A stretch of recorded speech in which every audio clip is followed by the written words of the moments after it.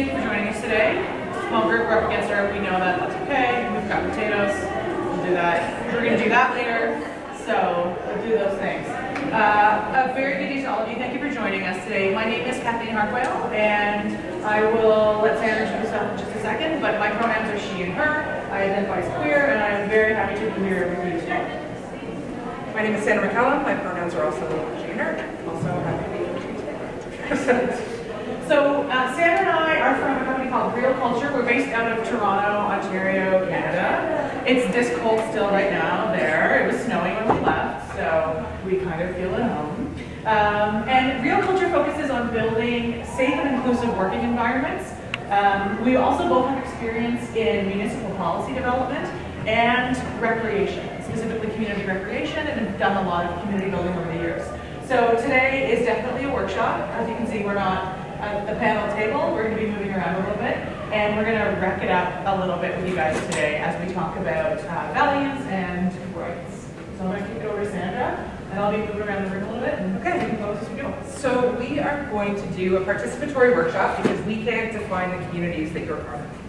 So throughout the workshop, we want you to just kind of reflect on the communities that you participate in, and recognizing that those communities are intersectional as well, right? So sometimes we are representing our geographic community as well as a cultural community or a faith-based community or a work-based community like a film or television community. So when we're thinking about those communities, I'd like you to think about, as we work through this stuff, how you participate in those and where you have influence, right? Because sometimes we, like for me, for example, I don't participate in my geographic community, right?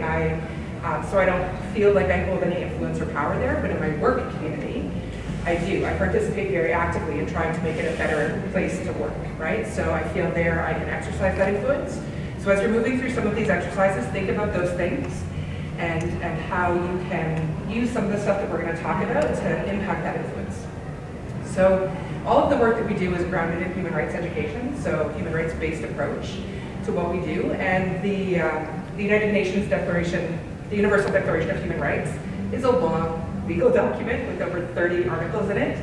But the foundation of all of it is based on these 7 values that you see around the room.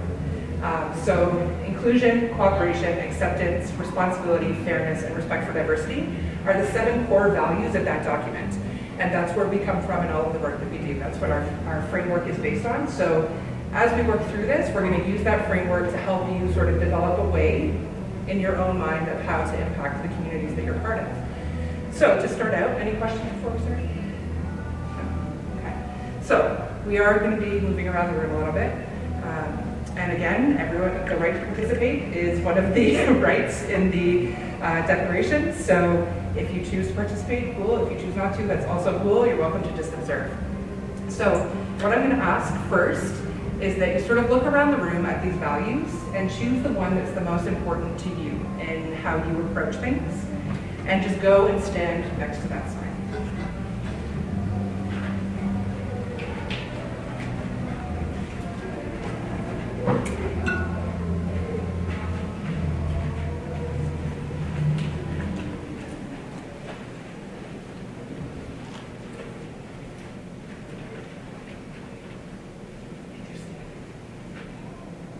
Every time I do this exercise, it's different, and I love it.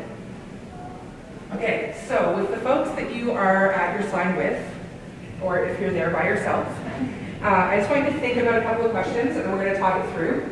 So why have you chosen this value? So you can talk to the other people that are there or think about it independently. Why have you chosen it? Why is it important to promote this specific value for you and your community? How do you promote it in your community? And what challenges do you face when promoting it? So just take a couple minutes, think about those things. I can repeat them if you need them repeated. That would be great.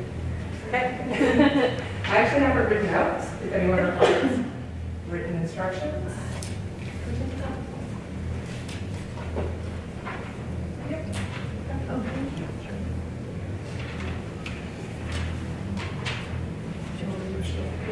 No problem. Here's the other. Yeah, of course.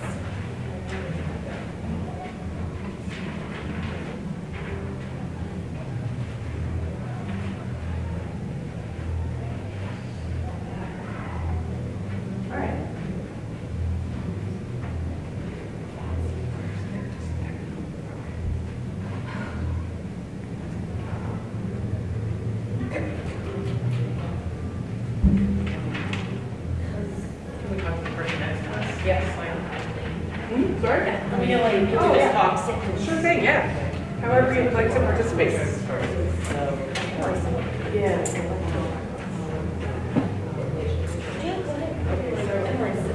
Yes, we are. I'm Judy.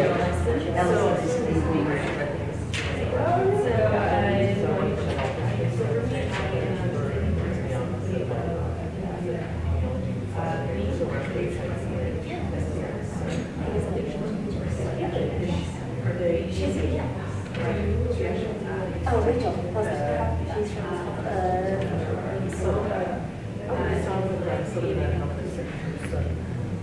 from, okay, I'm sorry. Cool, so, Yes. yeah, so I think especially major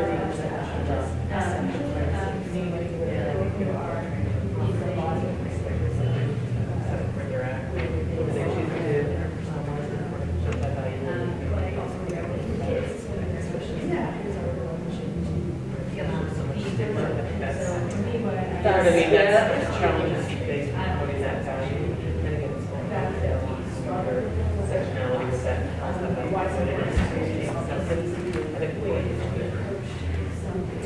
Yeah, it's a tough one, that's for sure. So, I'm a university professor. I actually teach media studies and mass communication. Colorado Research University, a very small town.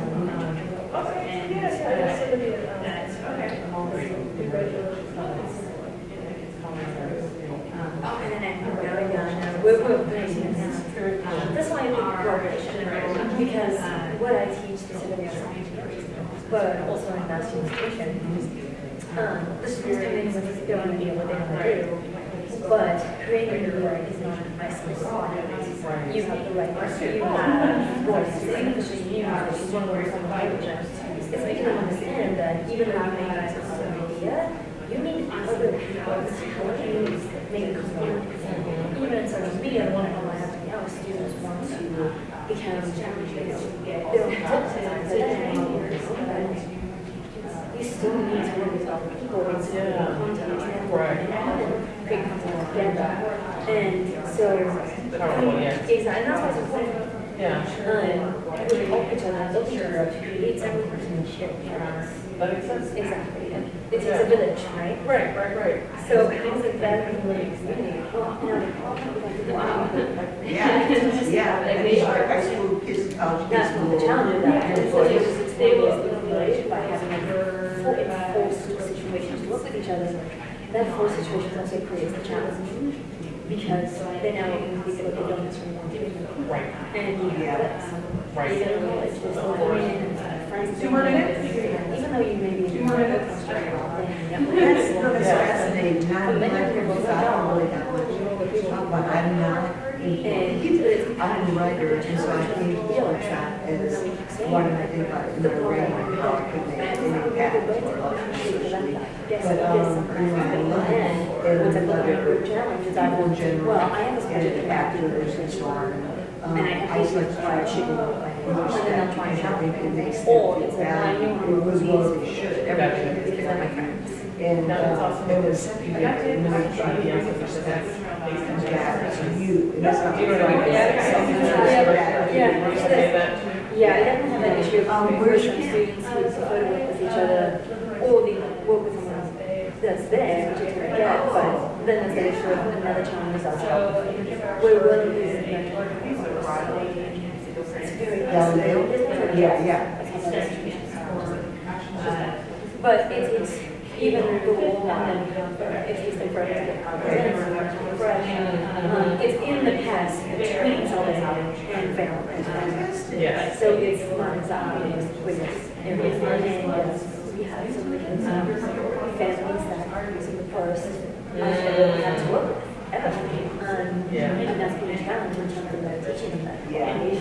And also working outside. Yeah. I feel like a challenge. 1 more minute or so? And so that's one of the things. The only way that we can do it is having full contact with each other. And how do you work with it?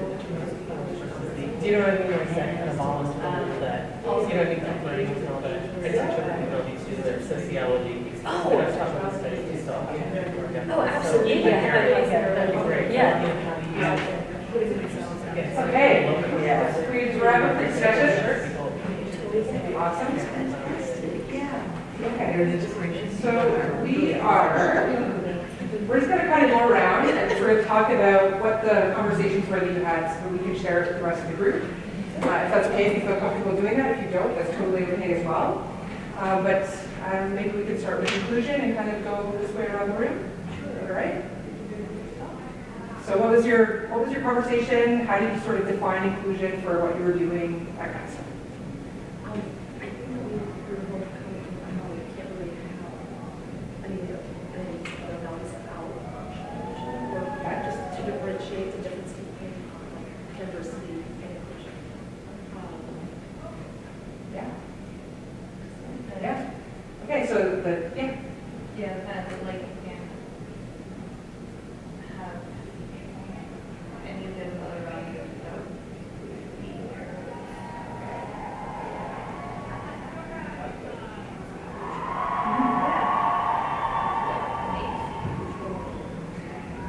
yeah. So what were some of those things? What like in your conversation when you talked about what makes inclusion, like what does it look like? Like how do we actually inclusion? So I was saying that there's a phrase that I heard a few years back that diversity is being the Irish party, but inclusion is being Canadians. Yeah. So it's good. I feel it's good to engage. So Exactly.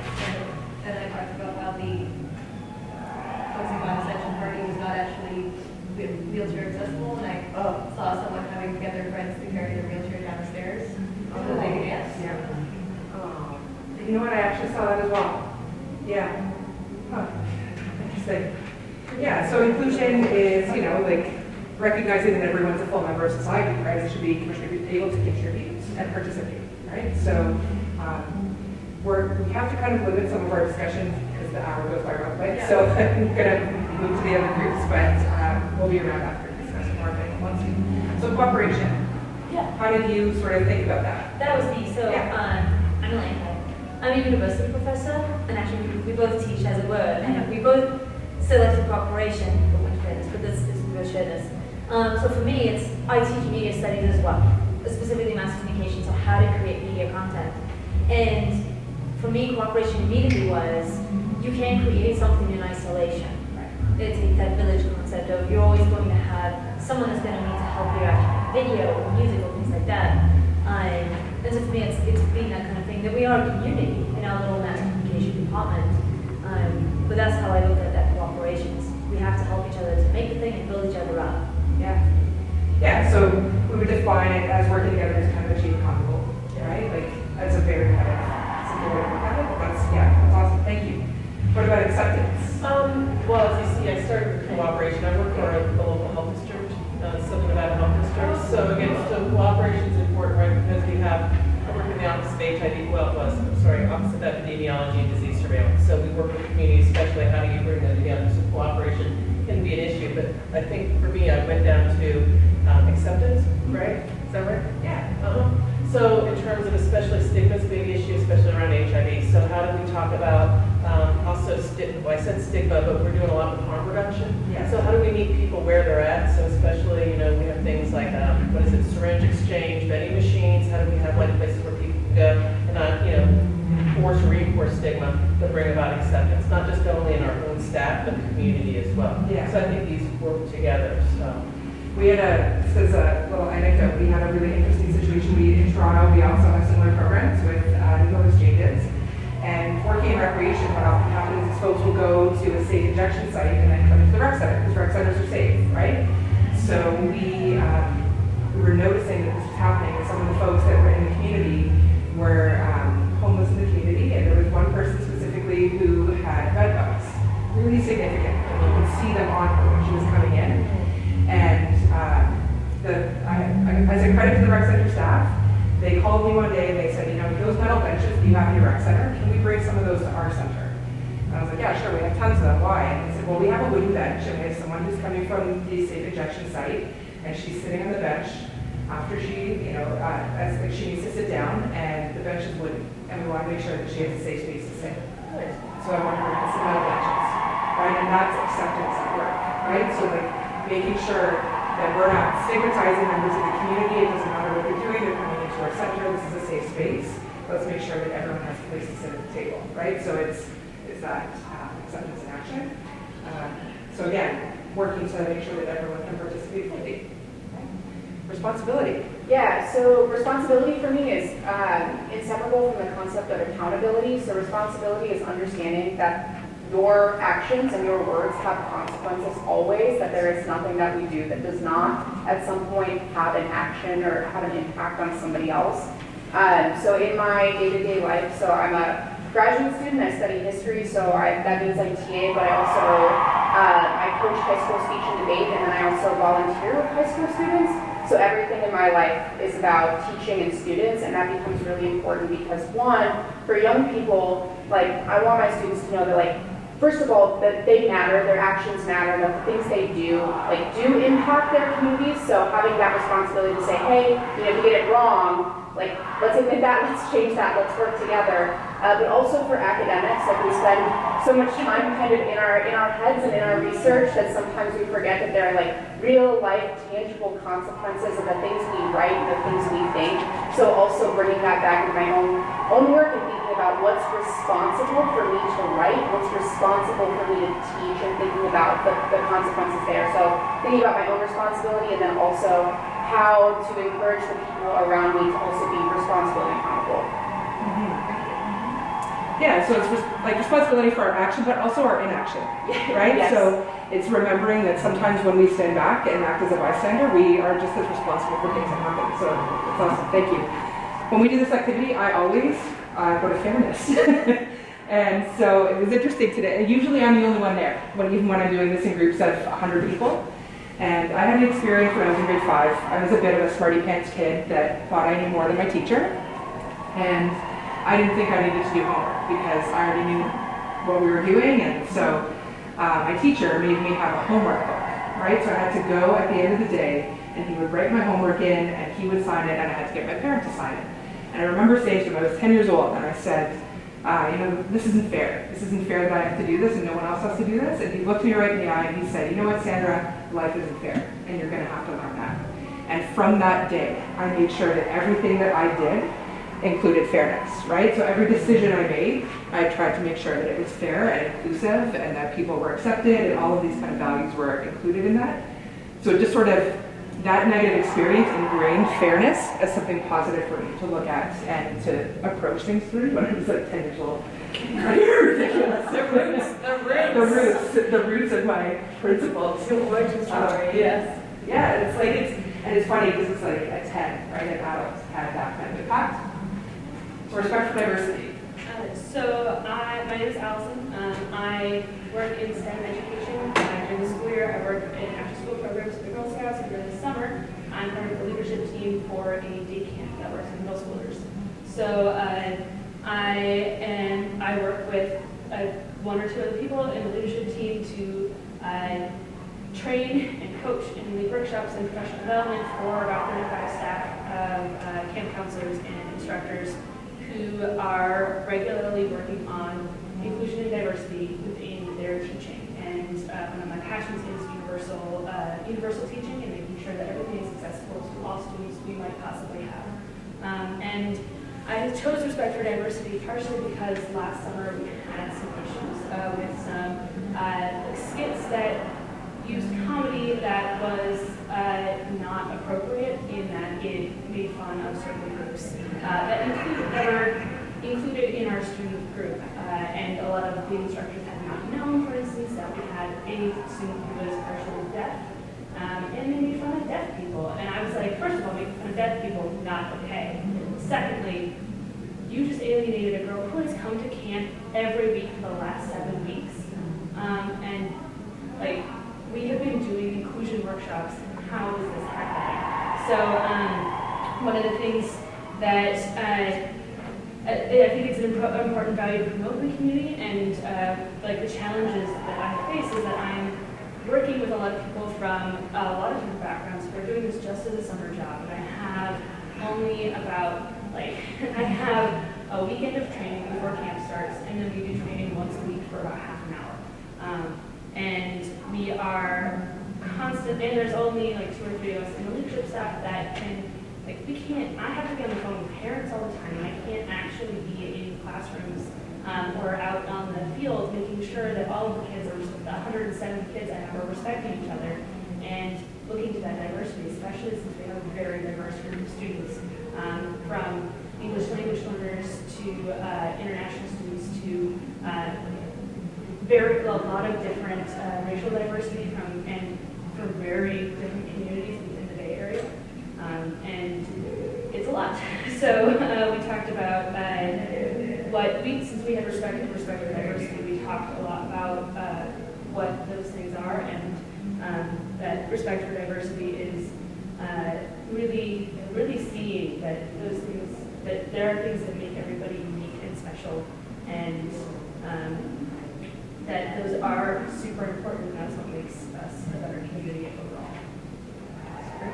Thank you. Yeah. You're all inspiring me because I came to this workshop as a writer. I don't have a job in any organization, I don't have a job at all, but I want to, in my writing, make it a difference, not just a story, but a story that subtly, I hope, makes an impact. And as far as respect, in my everyday life, and I'm born in Iowa, and I'm kind of part of the artist community, and I volunteer. So I just try to treat everyone with respect, because I believe that makes them feel valued, and everybody has value. And then as a secondary, I think if you treat people with respect, it comes back to you, and I want respect. So that's where I am. That's great. That's awesome. Thank you. Just as an aside, I also have worked in camps for a very long time. I've worked in summer camps since I was 15. So 27 years now. I'm working in summer camp environments and community centers. And something that I found very helpful, specifically related to respect, is we talk often about respect and disrespect and what those things mean, but we never actually define it. So with your leadership teams and other communities that you work in, it's actually really interesting to say to people, what does respect mean to you, right? So let's define it together, and it allows that mechanism to hold people accountable and responsible for their actions and inaction, and to make sure that they're included in the process of coming up with what that means. And so we actually did it with our staff, but then included it as sort of a motto with our entire camp. So even when the campers or our participants were, there was conflict, right? We were like, this is what respect means here, right? And everyone contributed to the definition. Every year it was a little bit different, right? Like there was some people that would say, I find it really disrespectful when people are late, right? And so then that held people accountable to being on time for each other, showing up for each other, right? So it just it's actually really helpful as sort of a quick tool to use with participants in communities in any location. So just as a quick shout out, when we're discussing these, how are they interrelated? They're totally interrelated. Yeah. It's hard for me to pick one because respect for diversity requires all of these things, and they are all important. They are all necessary. Yeah. Yeah, so if things aren't fair, it's hard to include. And if we're not respecting people, we're not really accepting where they're coming from in those kind of places. So why is it important to promote these in our communities, to use this as a foundation in the work that we do? Is it horrible to say that? Because if we don't, it just doesn't seem like it's going to happen. Or at least, for me, it seems to help, especially because there's so many different diverse points of views, by continuing to affirming these, we're reminding everybody that even though we are doing separate things, there are certain things that, like the Universal Declaration of Human Rights, that we hold together, and then we can work on it together continuously. And I just feel like if we don't have that, it's so easy to just let it go, as Elsa would say. Yeah, totally. To build on that too, I think sometimes it's easy to think that like this space will have these values anyway. Right. Exactly. And you have to continually kind of like check to say, okay, well, like maybe, so the Essential Dance, for example, like, okay, well, let's check in about like, sure, we're trying to make this space inclusive, but it wasn't in this case, so let's continue to talk about these values, because if you assume that the values are going to be in the space, they won't. That's fantastic. Yeah. It fights the assumptions. Yes. Yeah. Yeah. All of these things aren't something that we can accomplish so much as ongoing process. Yeah. So I find it really helpful to kind of embed these as a critical reflection tool, right, or an analysis tool. So when I'm looking at spaces and things like that, I'm thinking, is it inclusive? Are there opportunities for people to cooperate in that space? Are we accepting? What are the barriers? How are we respecting people's needs? I was going to say, I think with community mobilization, one thing you do is like kind of mission statements and your core values anyways, and that helps direct and then reaffirm, and you can get people back, you know what I mean, to that place, especially if we're dealing with social justice issues. Like you were saying, this should be at the core, right, of what we do, but sometimes I think we forget that. Yeah. So These are easy things to get people to agree to, right? Like people will often say, yeah, I agree, people should be respected and included. So it's easy to get buy-in when you come from this place, right? So when you're thinking about how to impact a place to start that building, sort of keep these in your thinking. Any questions before we move on to another activity or things you'd like to add? Okay, so when we think about our communities, Yeah, absolutely. we're going to do an activity where everyone needs to start on that wall. Kathleen is going to hand out some cards, so if you could keep the cards to yourself, you'll be sort of working with that identity. So when we think about community building, we often think about who is participating, but sometimes we don't think about who's not. So, and what barriers people are facing around participation. So, Kathleen is handing out the cards, like I said. So it's an activity called One Step Forward. So when you have the cards, I mean, it's important to know here that we're not stereotyping and, like thinking about that kind of stuff. We're just asking you to kind of put yourself in someone else's shoes for a moment and think about, things like what was that person's childhood like? What was the house that they lived in like? What games did they play when they were kids? What did their family look like? What's life like for that person now, right? So where do you think they live? What do you think they do during their spare time and holidays? What makes you happy and what scares you based on that identity? And then if you think forward, where do you see yourself in 5 years' time? So just take a second to kind of think about those things and put yourself in the shoes of that person.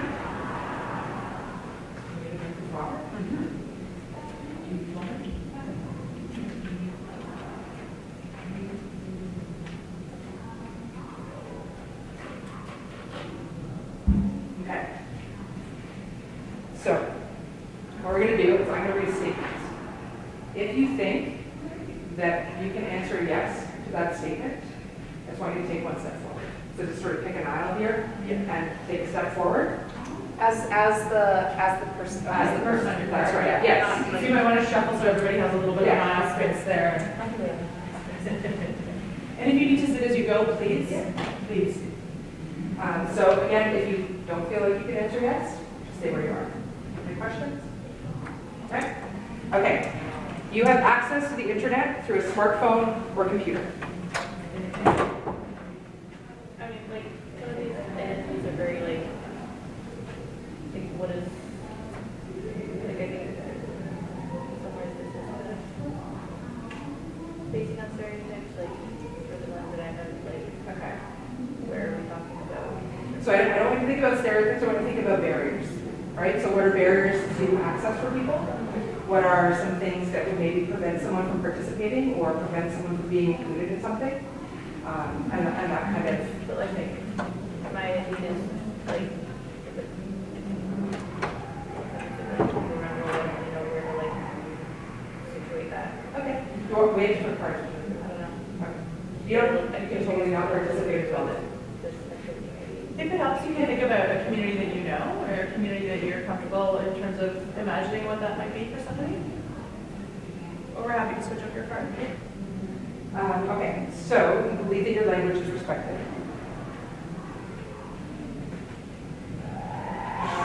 You believe that your culture is respected. You feel that your views are really listened to.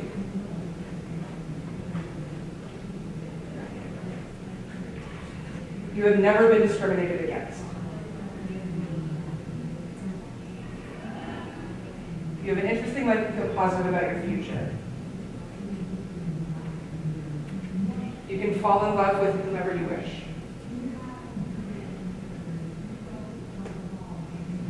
You You can go to your local library and find information in your first language. In the area that you live in, you have a sense of belonging, and you know where you can find people who think like you. You can walk safely in your community at night. You feel safe to express your ideas and opinions in a public space. You define public? I mean, like out of public, like where people see you, or like public online? Anything where your identity is available to people, or no. Oh, okay. You have the right to marry and raise a family. You can attend the social events that you are interested in without worrying about money. And you feel safe to begin participating in an online fan forum.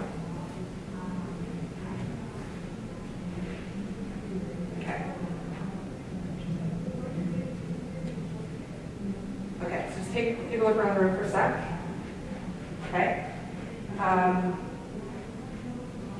We're going to go through debriefs. So when we do these debriefs, we come from a place of feel, think, act, right? So we're going to ask questions based on those things.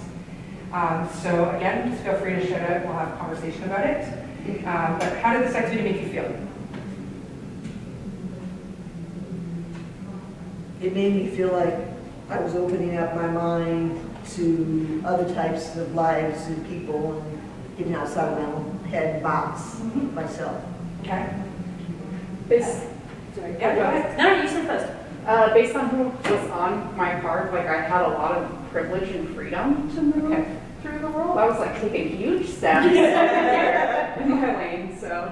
Okay. I was trying to think more in the sense of the barriers opposed to stereotypes, and sometimes I found that, ooh, what would this person think someone else thinks of the situation instead of what does this person think? I thought that was an interesting little cognitive dissonance moment for me in actually deciding to step or not. Yeah. And how other people's perceptions, or how you perceive other people's perceptions of yourself, how that can be a barrier. Yeah. Okay, yeah, that's interesting. So kind of going on what you said, how did it feel when you couldn't move? Awesome. Yeah.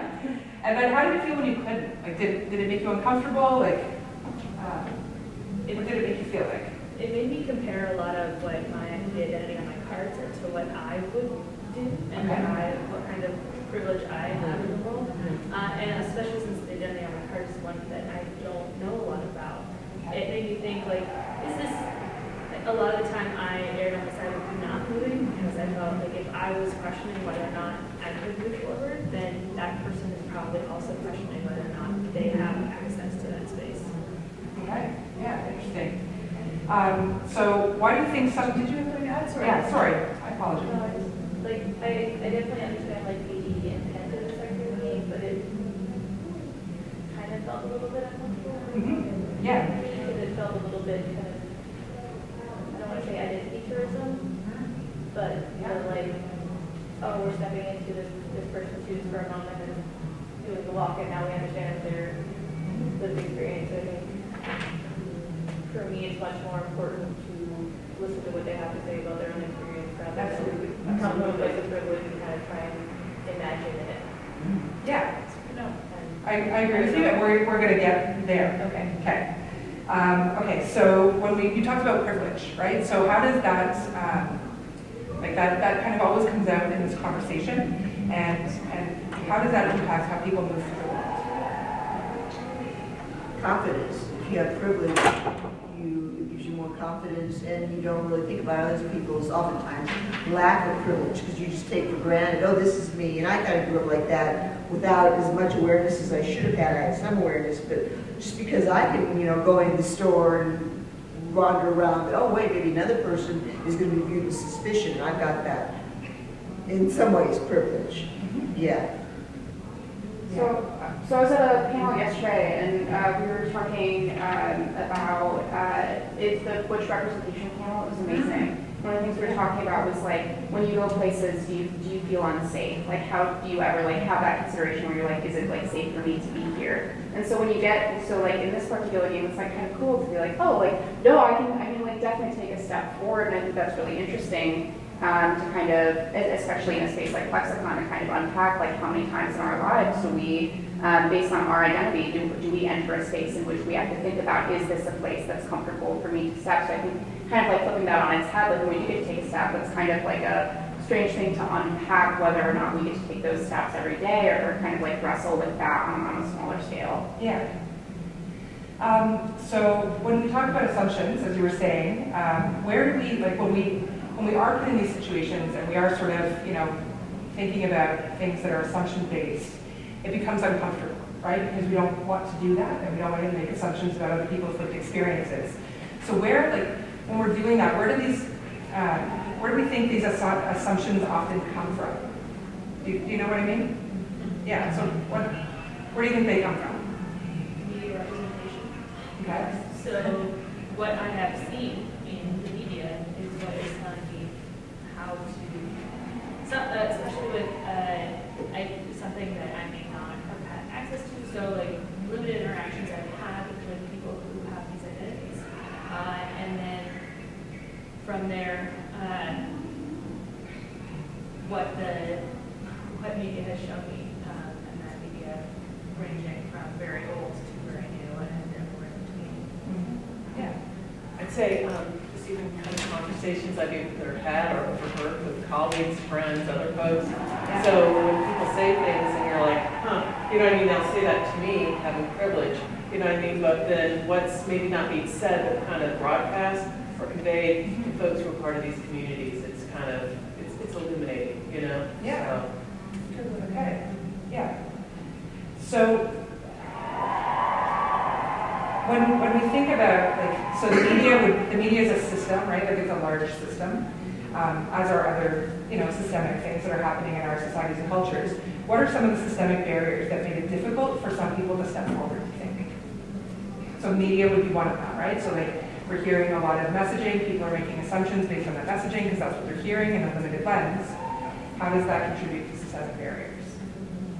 Well, one of the things that I thought about was one of the first questions was access to computers from internet access, and it made me realize that for the reason that I don't understand this identity very well, or don't feel like I have much connection with it, is because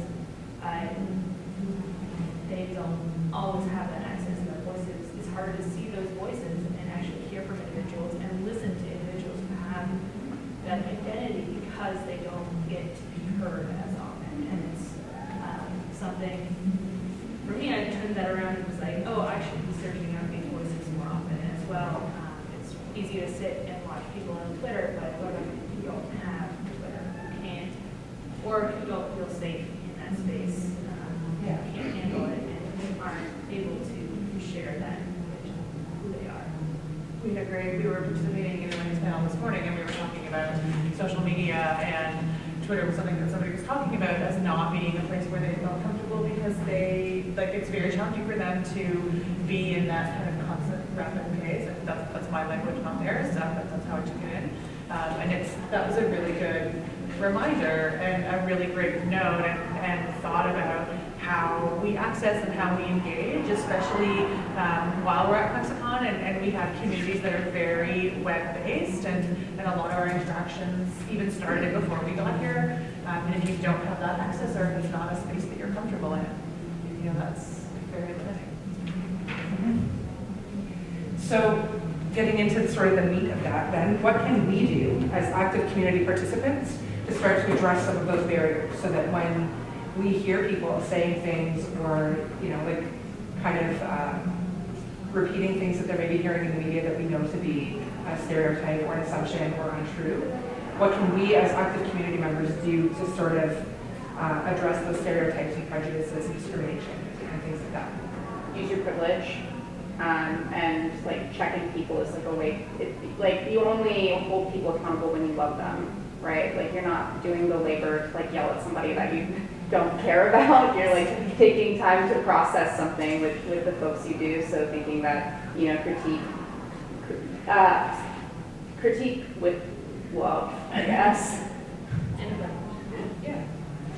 I'm thinking of like institutional barriers, right? That sometimes it's just asking why those barriers exist.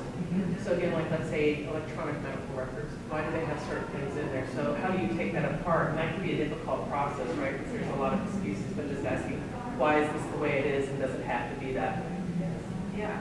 Toronto's working on a data equity strategy right now, which is a really interesting conversation, and how values and rights and access and information is being used, and how it should be used, could be used for improvements, and how those things sometimes compete and become barriers in their own way. So it's an interesting time to be talking about these things, I think.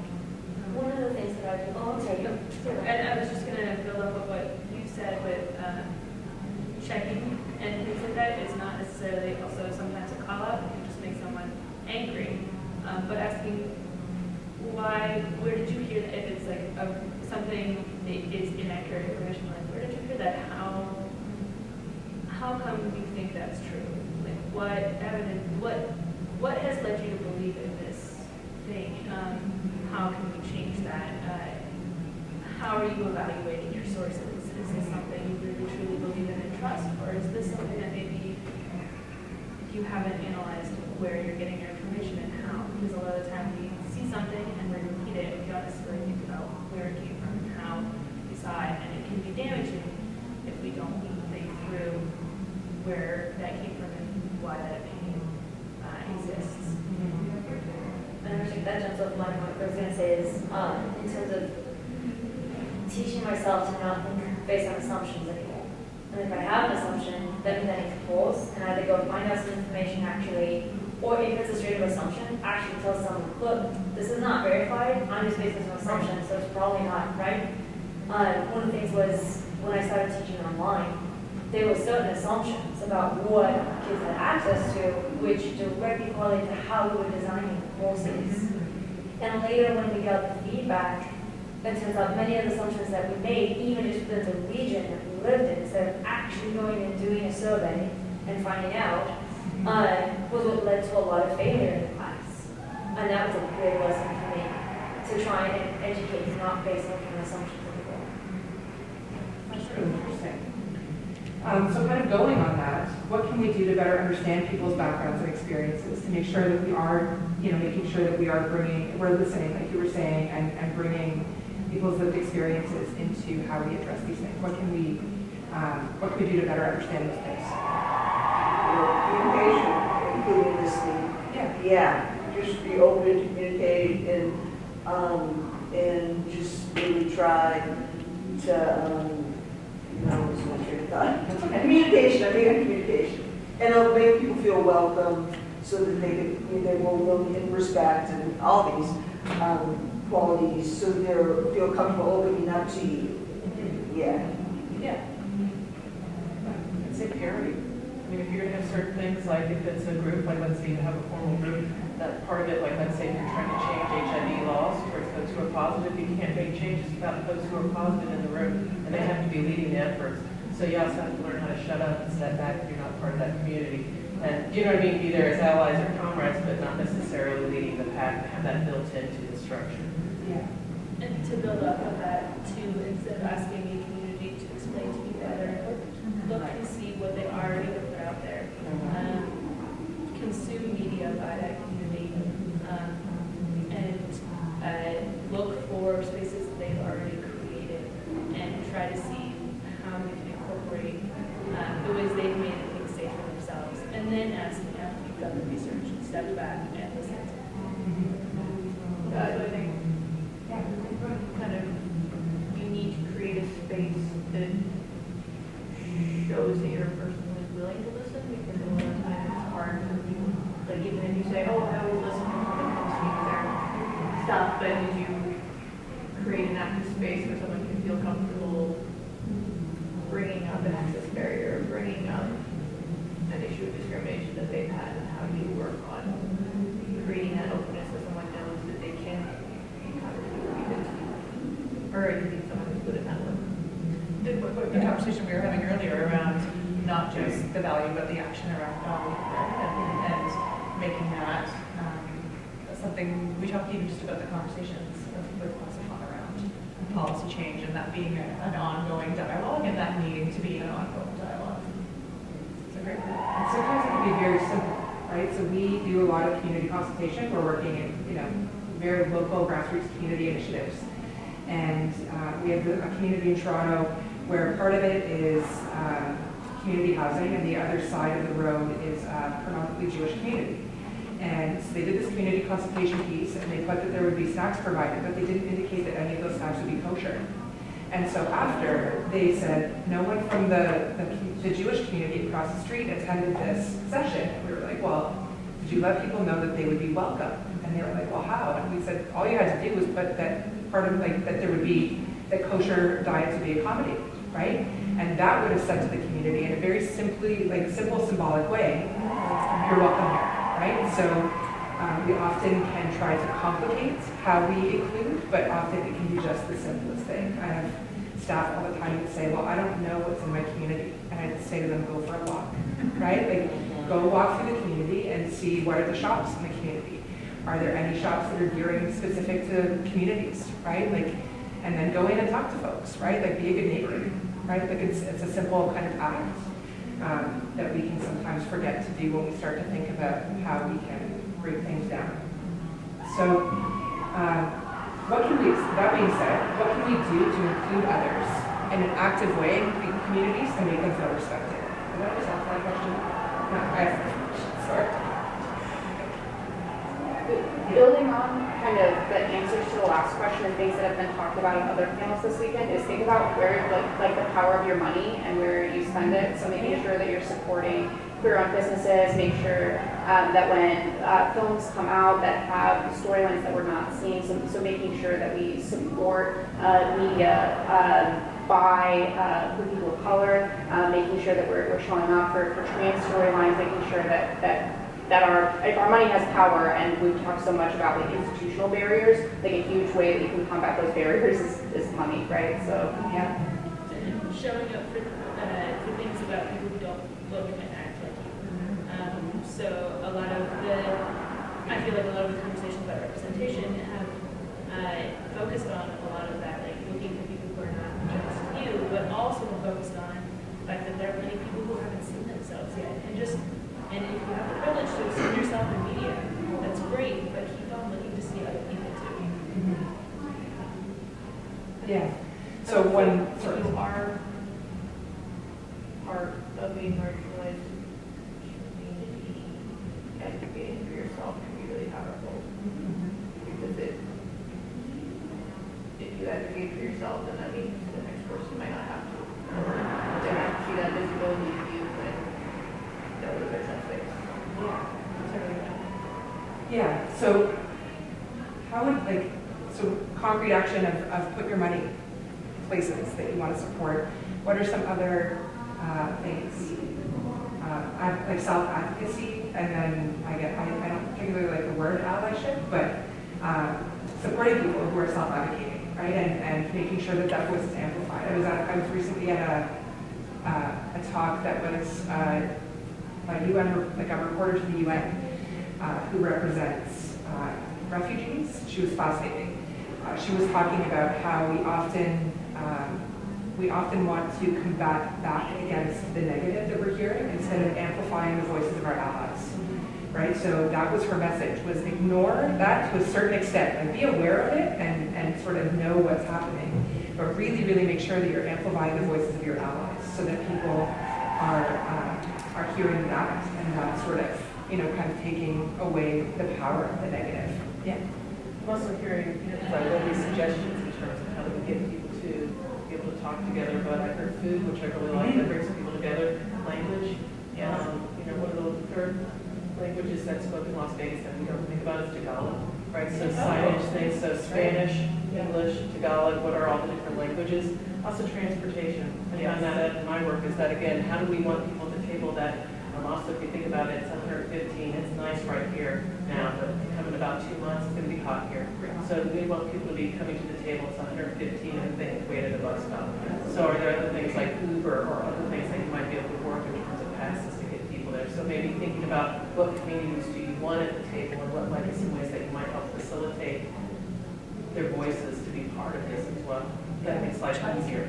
Childcare is an Yeah, example of that childcare, too, where yeah. you know, if you are looking to have fully representative conversations, you need to make it a space where parents can come, and that might include childcare provision, and oftentimes in terms of creating community, you need to there's benefit in going to the community that you want to talk to, and sometimes that means you can't be the one that goes, right? Like sometimes that means that you need an ally and a representative of that community who can act as a liaison and actually access communities in a way that's not.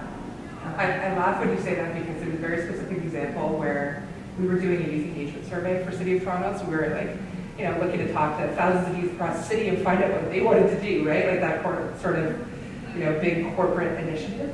And so we went to, we engaged different communities across the city, we went into different spaces across the city, and then we have a community center in Toronto called 519, and it's a specific community center for the LGBT community. Wonderful place. And so we contacted them to say, you know, can we come out and talk to some youth that are in your programs? And they were like, absolutely not. And we were like, what do you mean? They said, you know, there's so many barriers to youth being able to participate in your programs, and they don't feel safe, that we're not allowing you to come into ours to make them feel unsafe in their program, right? So what they did, what our bosses did, was they sent us, right? So they're like, send the gay folks, right? Over to the gays, you know. And so we go in, and we're sort of, you know, like, it just felt like such tokenism. So making, like, doing what you were saying, but also making sure that it's not that, right? It's like, send the 2 gay staff that we have to go talk to people at that rec center, right? It was very. I loved your language about welcome and feeling welcome, and for me, that's one of the most important things, and it ties to all of these things, like not just, you know, physically welcome is extremely important, and also safety welcome, your comment earlier about what spaces we are safe to move in and safe to participate in, and what those mean. I wanted to add financial. Oh, yes. Because one of the things I've heard a lot here is a lot of the barriers to more diversity on panels and things like that have been funding. And that also in my community, one of the things that I struggled with last summer at camp was that outside of camp events, arranged for staff offers were very expensive. And I couldn't attend. I was one of the leadership people. I was not planning these events, but like things that I couldn't attend because of financial barriers. And I knew that like my high school student people couldn't show up to that either. Because they didn't have those opportunities, and making sure that like everyone feels that they are able to participate, even if they do not, like making things that are free in the first place, or making it very clear that everyone's costs will be covered, even if they can't do it themselves. It is very important to access. Yeah. I just have one quick question. What language is Tagalog? Folks from the Philippines. Yeah. Oh, okay. Good to know. Thank you. And also, I never say it right, Myanmar. We have a large Ethiopian and Eritrean community. So knowing what languages, you know, especially depending on your event, that people speak are more comfortable with, is important. And having that signage too. And translation. Yeah, well, that's what I was going to say. Translation's often very expensive, Yeah. but you can often engage some really, some really interesting community influencers and leaders that would be willing to come in and do whisper translation for you. And again, it's just making sure that like you're connecting with them to make sure that it's going to be an inclusive way to do it.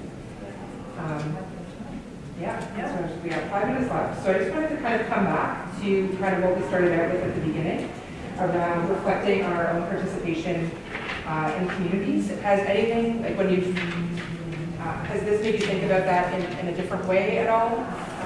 And if you're willing to share, what would that be?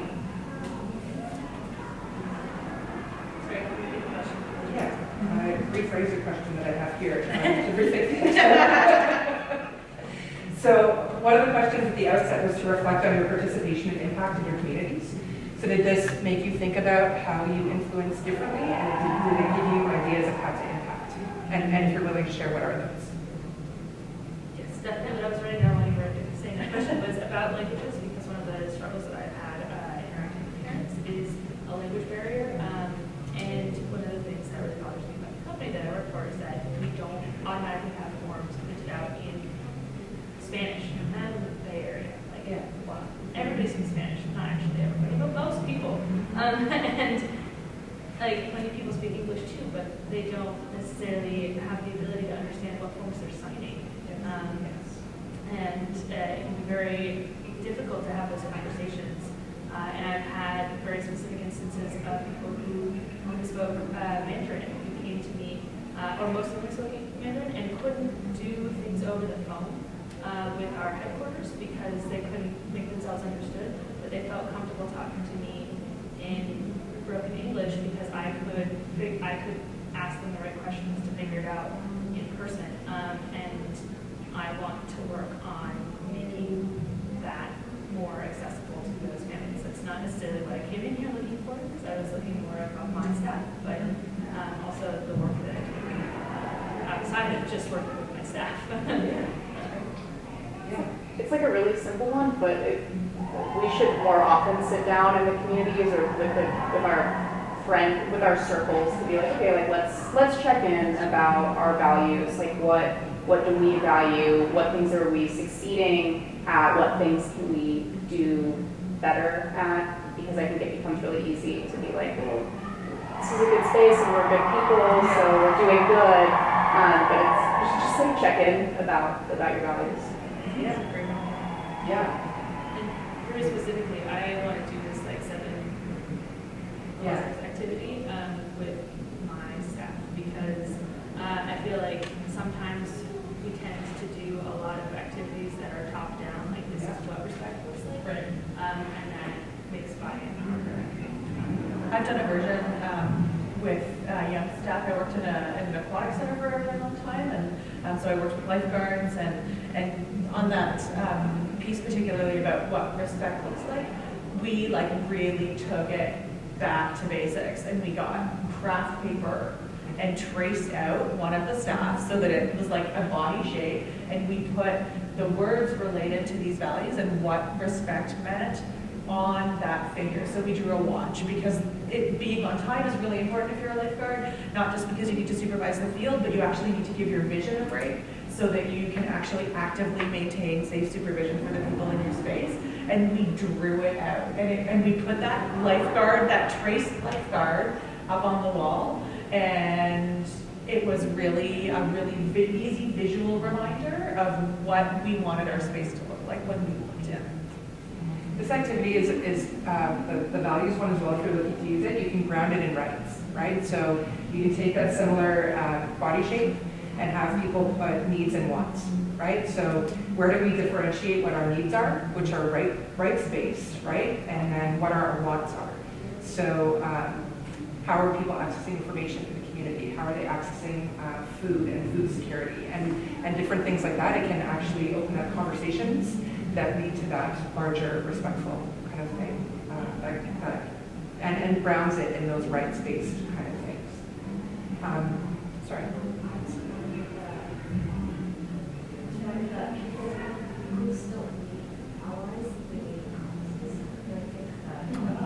Sure.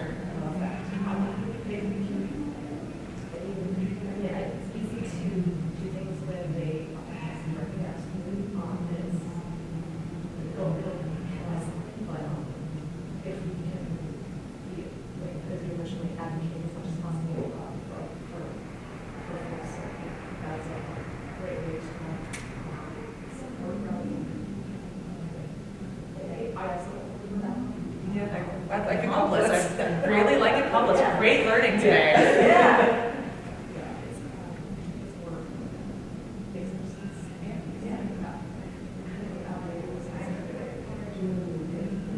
Accomplice also feels more active. Like we were talking about when we were looking at the inclusion word, there's a, to me when I hear it, a greater weight on action.